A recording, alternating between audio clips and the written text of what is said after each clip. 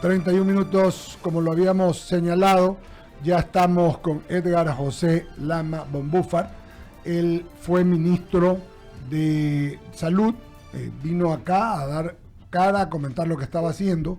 Es un amigo muy cercano al señor presidente constitucional de la República y ha tomado la responsabilidad de ir al Instituto Ecuatoriano de Seguridad Social, del que hemos hablado en muchos temas y del que yo creo que si nos tiramos unos 10 programas una semana no terminamos, ¿no? Solo hablando de ellos en todo el espacio de la radio desde las 6 de la mañana hasta las 10, 12 de la noche.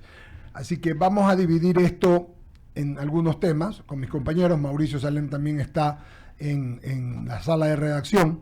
Y vamos a comenzar con esta entrevista. Edgar José, bienvenido y mucha suerte para usted. Mucha suerte. Muchísimas gracias por haberme invitado. Estoy encantado de estar aquí de nuevo. Siempre es un placer. La pregunta es, ¿el presidente de la República le pidió a usted que tome este puesto o usted con él lo habían consensuado? A ver, en primer lugar me lo pidió, pero yo siempre soy feliz de poder estar en el lugar donde más pueda ayudar a mi país, ayudar a mis compatriotas. Y sí lo conversamos con el señor presidente y me dice, tú tienes la experiencia en administración de salud, pero en esencia eres un abogado financiero. Sabes de derecho, sabes de finanzas. Y el IES, teniendo una operación muy grande de salud, pero también siendo una institución financiera, porque a las finales es un seguro, tiene un banco, se administra un banco. El presidente me dice, calza excelentemente bien con tu perfil. Y yo lo creo también. Qué bueno. Entonces tiene las condiciones para, en el tema de salud, en el tema legal y en el tema de finanzas. Creo que ahí hay una integralidad por sus conocimientos, sus estudios, ¿no? Tiene poco tiempo y esta es una institución a la que le viven diciendo que quiebra todos los años por el tema de que no va a haber para poder pagarle a los ancianos se desesperan, las personas jubiladas, que no son solo ancianos, también hay gente que les comienzan a comentar muchas cosas. Lo mismo pasa con las medicinas, dicen que hay, que no hay, y con los equipos hay, no hay. Entonces tiene de adentro y de los costados permanentemente un trabajo para, perdóneme la grosería, la audiencia y usted, para petardear la gestión, en este caso, del directorio y del presidente del directorio y de la gente que está alrededor. ¿Cómo se va a trabajar en ello? A ver, la seguridad social se trata centralmente acerca del futuro y por lo tanto siempre va a ser un tema profundamente delicado para las personas, porque todos nos preocupamos por nuestro futuro, naturalmente. Existe una barbaridad de noticias falsas, existe una barbaridad de personas que quieren causar pánico y que quieren lastimar la gestión. Por eso les propongo, los invito a obtener su información de fuentes oficiales. La clave, el punto central de mi gestión es limpiar la seguridad social, porque tiene sucia demasiados años. Y el primer paso para limpiar la seguridad social es ponerlo todo afuera. Todo lo bueno, todo lo malo, todo lo feo. Todo afuera, transparentar la gestión. Estamos poniendo a disposición de la ciudadanía los listados de los prestadores a los que se les paga, cuándo, cómo, cuánto. Estamos poniendo a disposición de la ciudadanía cómo se realizan los procesos. Todo técnicamente es público, pero es tan complicado entrar. ¿Tan difícil de encontrarlo? No, lo queremos poner ahí, al frente, incluso hacer publicidad para que todos los ciudadanos tengan acceso a esa información permanentemente. Es algo que deben saber, especialmente los afiliados, porque es de ellos.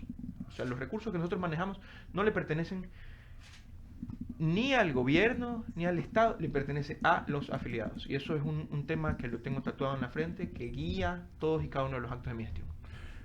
Tiene un documento ahí, ¿De qué podemos hablar de eso para que la gente sepa? Lo dejo, como le dije, lo voy a dejar hablar para que exponga, por favor. Bueno, tenemos un documento que abarca algunos de los logros que se han hecho en el último año y medio, de las cuestiones que se han ido haciendo. Se ha mejorado considerablemente la afiliación joven, es un programa con mucho éxito.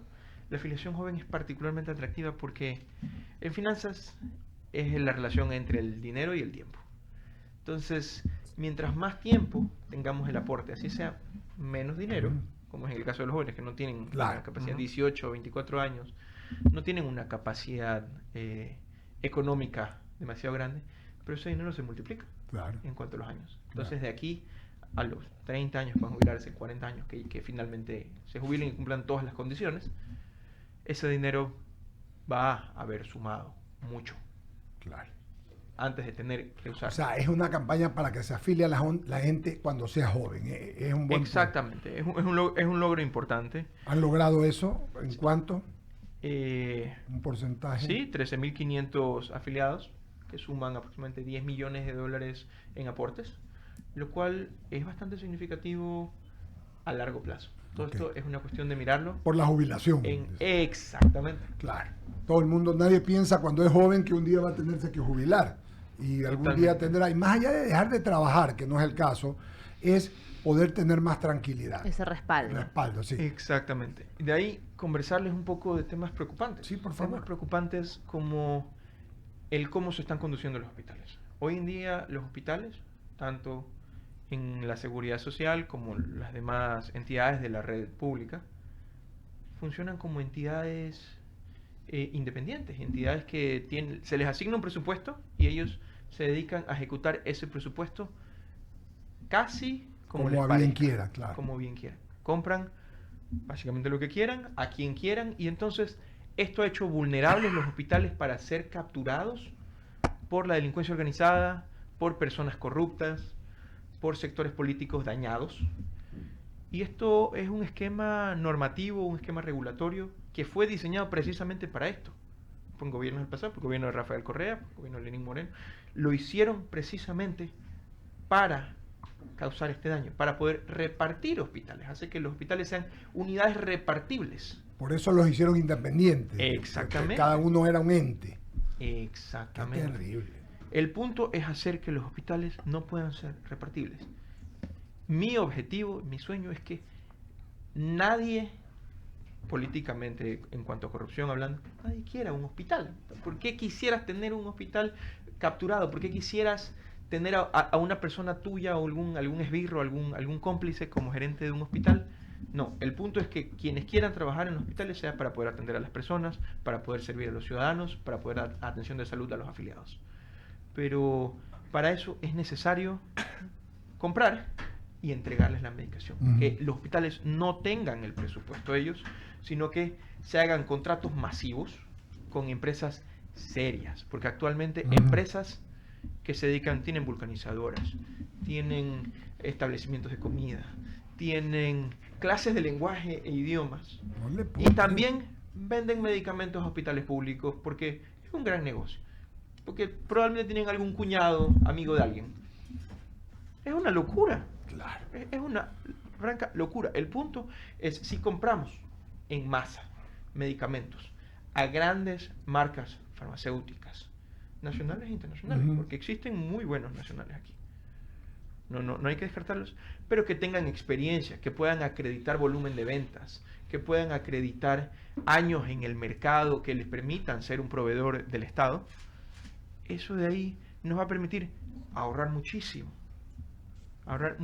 dinero, porque cuesta menos cuando compras 100 millones que cuando compras 100. Claro, el precio cambia completamente. Exactamente. O sea, están hablando de puentear al intermediario, en otras palabras. Exactamente. ¿Y cómo van a manejar el asunto que adentro es tan complicado, Edgar José? Porque hay gente que está trabajando adentro para eso, para que siempre se dirijan las compañías a que compren los mismos. Ese es el reto. Hay que encontrar las manzanas podridas. Y eso se lo hace... Nunca me cansaré de repetir esta frase y siempre la digo y creo que las tengo que haber dicho unas 2 o 3 veces que he estado aquí. Hay que hacer las cosas sencillas bien. No hay magia, no hay pastilla mágica, no hay plan maestro. Es sentarse, el trabajo es trabajando, nos sentamos a ver contrato por contrato, quién asigna los contratos, quién lanza los procesos, quién se dedica a redactar estos términos de referencia mañosos. Esa es la clave. Que están diseñados, ¿quién los hace? ¿En qué coinciden? Por ejemplo, mientras estuve en el Ministerio de Salud Pública, ahora estoy en proceso de investigación. El Ministerio de Salud Pública tenía en el Monte Sinaí 17 contratos, que todos tenían accionistas distintas las empresas, todas tenían representantes legales distintos, testaferros. Qué bárbaro. ¿Por qué? Porque todas las empresas tenían el mismo contador. El mismo contador. El mismo contador. Todas las empresas que ganaban contratos públicos ahí tenían el mismo contador. Y les puedo decir esa experiencia porque La vivió. acabo de salir allá. Acá, términos de referencia. Hay grandes empresas que venden cualquier medicamento. Imaginémonos paracetamol y otra que vende losartán y otra que vende... Y cada empresa que es seria está especializada. Pues hace un medicamento y no otro. Lo que hacen es lo que llaman los combinados. Quieren comprar 3 medicamentos en un solo proceso y ninguna empresa seria tiene los 3. Saben que solamente lo va a tener una para quien ya está dirigido. Qué bárbaro. Entonces tienen estrategias. Hay que entender, discúlpenme la vulgaridad, cómo le entra el agua al coco para ir detectando a estas personas e irlas sacando de la institución y denunciándolas si es necesario.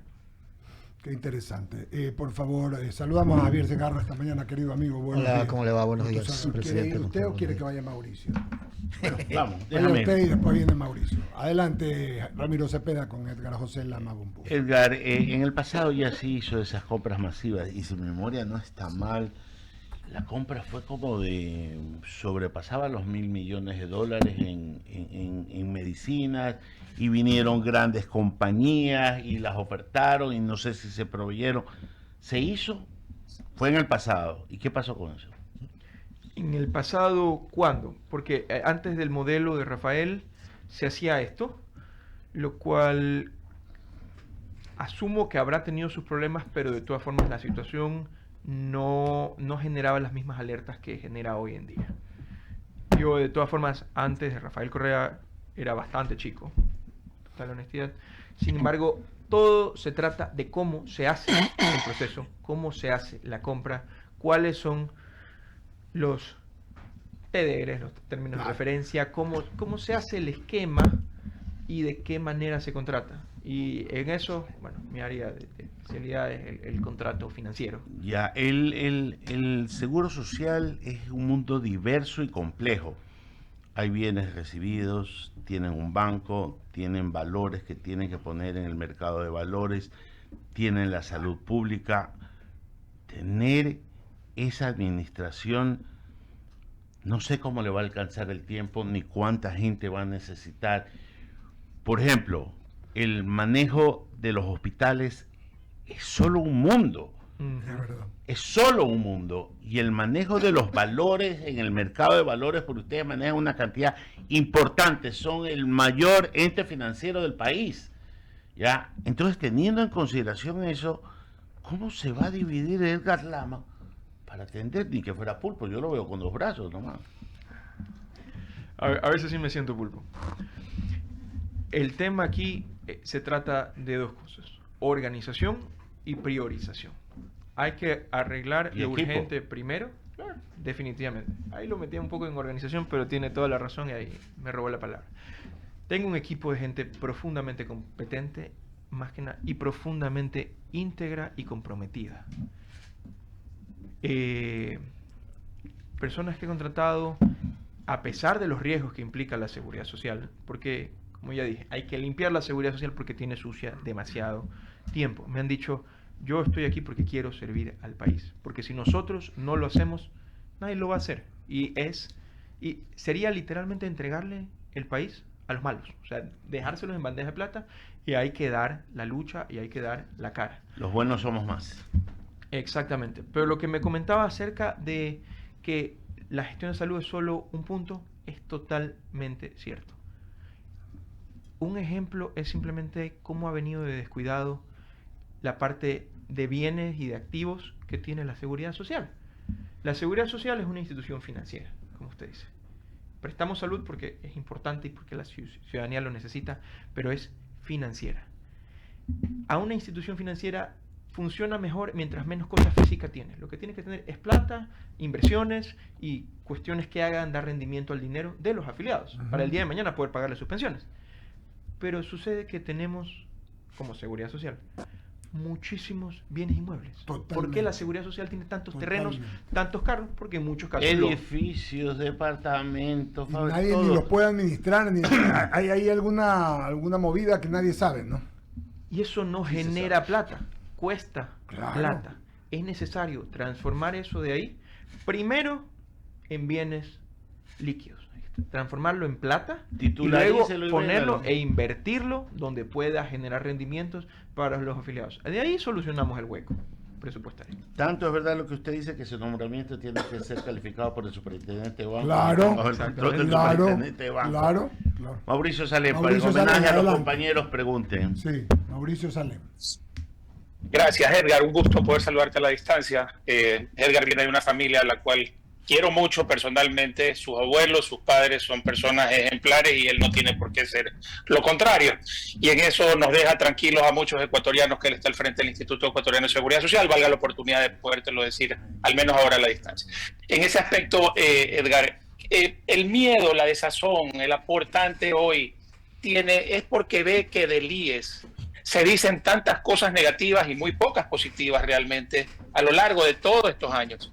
Y es más, los hechos han demostrado que tienen hasta razón, porque del IES han salido personas, incluso con partidos políticos formados de allí, y ven que sus aportes van a engrosar bolsillos de gente que no tiene que beneficiarse justamente de la solidaridad social.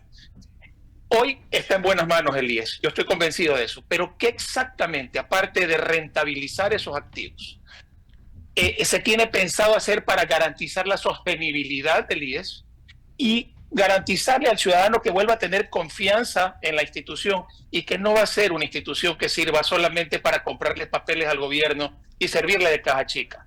Porque se habló en su momento en la campaña de querer aumentar la edad de los que se vayan a jubilar o de querer aumentar los aportes de los afiliados.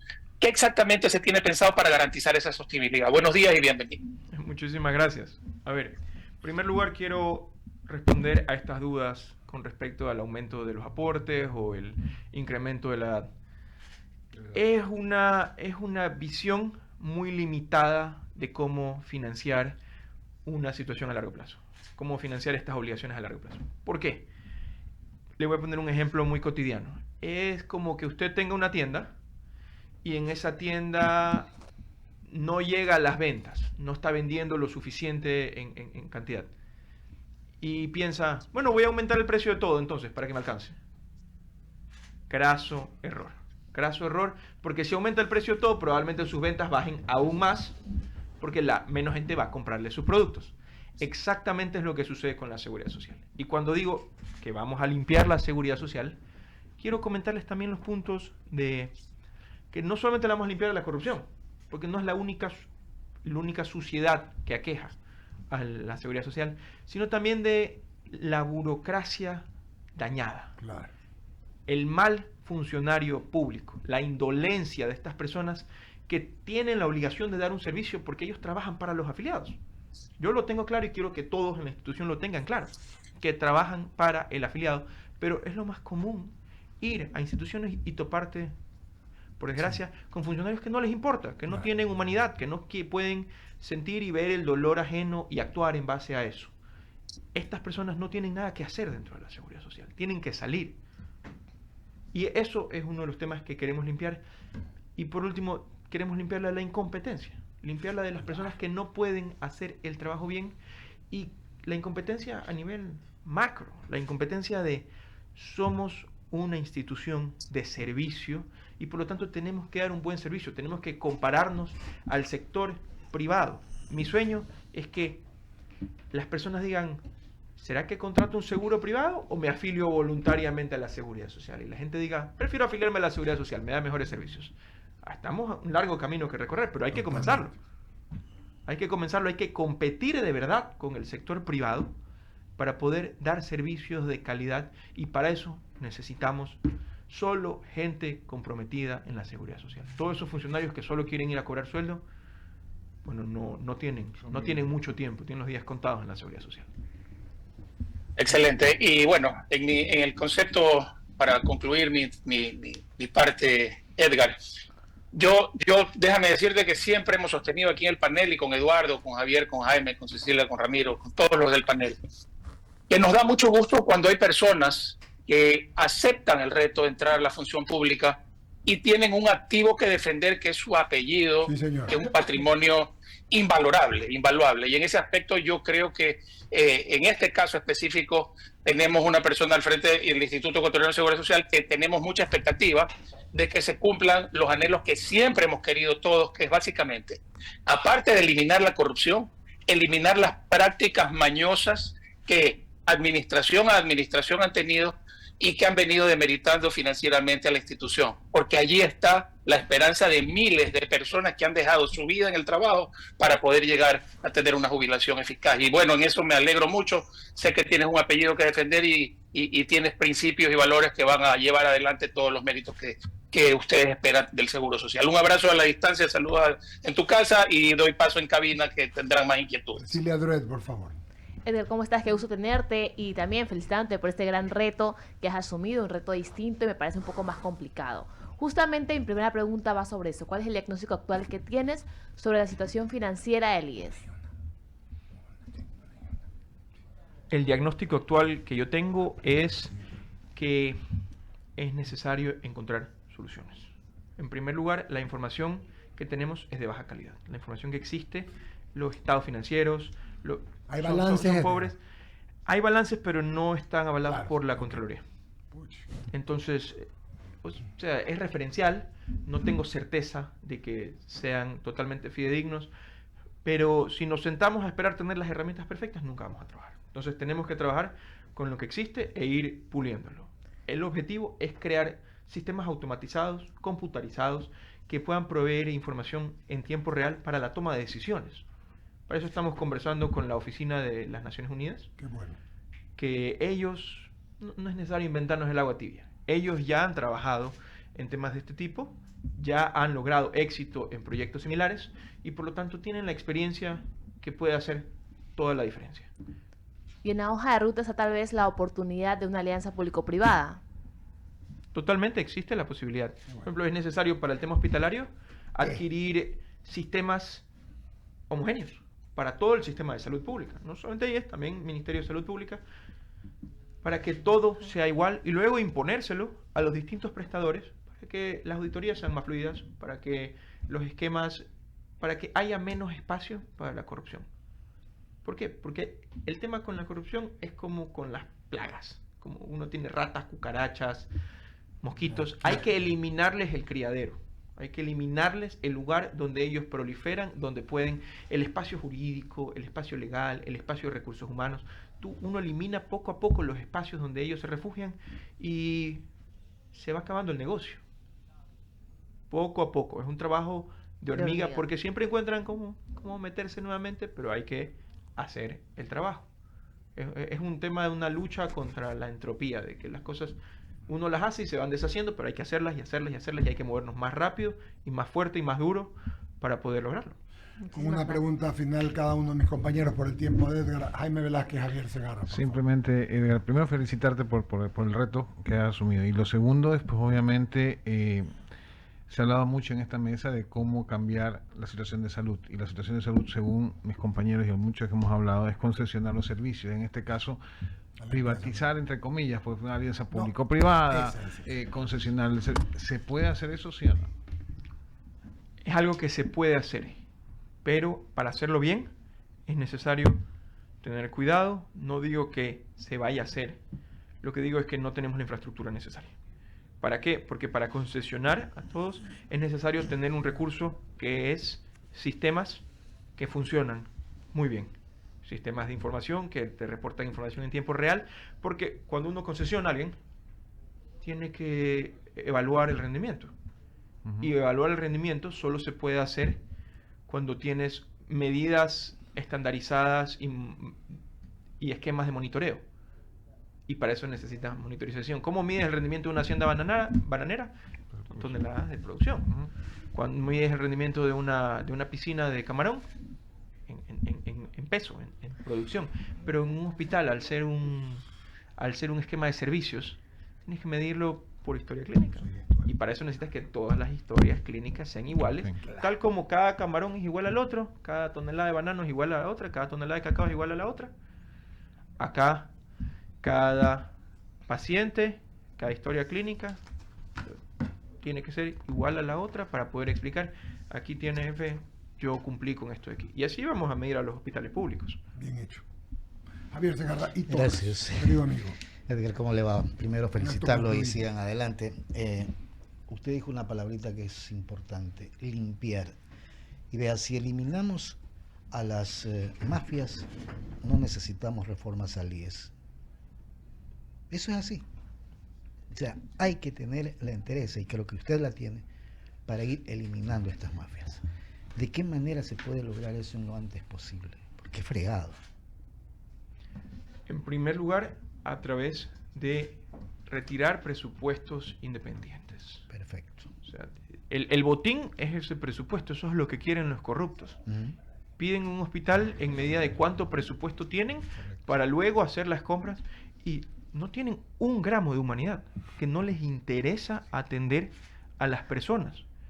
Ellos piden el presupuesto y quieren comprar los insumos más caros para poder cobrar su comisión con los proveedores y no les interesa las personas. ¿Por qué? Porque faltan cosas básicas. A mí me llevan y me han mostrado, llego a bodegas donde tienen cuestiones muy caras y luego dice, ¿y por qué no han comprado suturas? ¿Por qué no han comprado anestesia? No, es que no nos ha dado el presupuesto. Pero tienes la bodega repletita de prótesis de rodilla, tienes la bodega repletita de... Hay unas gomas, bueno, hay insumos médicos muy costosos. Tienes que la son bodega... necesarios, pero que también hay que hacer necesario lo otro. Son necesarios para dar una atención de especialidad, Claro. pero la atención de especialidad no se la puede dar si no hay la anestesia. Y entonces acaba en que no pueden dar el servicio porque no tienen lo básico, porque se han enfocado en comprar todo en lo que pueden comisionar. Qué bestia. Alberto. Querido Edgar José, agradecerle su amabilidad, su tiempo, su paciencia. Como decía Ramiro, Mauricio, todos, esto es más o menos como la lucha contra un monstruo de varias cabezas, no en el mal sentido, porque por uno está el tema hospitalario, por el otro tema está el tema de los jubilados, por otro lado tenemos el tema del BIES, tenemos el tema pensiones, bienes inmuebles, bancos, pero con un buen fondos. pero con un buen equipo se puede ir trabajando. Le deseamos suerte. Volveremos a conversar, Dios mediante. Éxitos. Le agradezco muchísimo. Encantado de estar aquí porque me den la oportunidad de comunicarle a la ciudadanía lo que se viene haciendo, porque es importante para la transparencia. Eso. Por favor, piensen en el ser humano. Los Sí, empleados eso. están desamparados con la seguridad social. Uno. Y dos, no hay por qué tener temor cuando uno hace las cosas como las Así es. tienes que hacer. Así que adelante, Edgar José. Muchas gracias. Hagamos corte comercial, regresamos enseguida. Despedimos al presidente del Instituto Ecuatoriano, del director del Instituto Ecuatoriano de Seguridad Social, Edgar José Lama Bombúfar.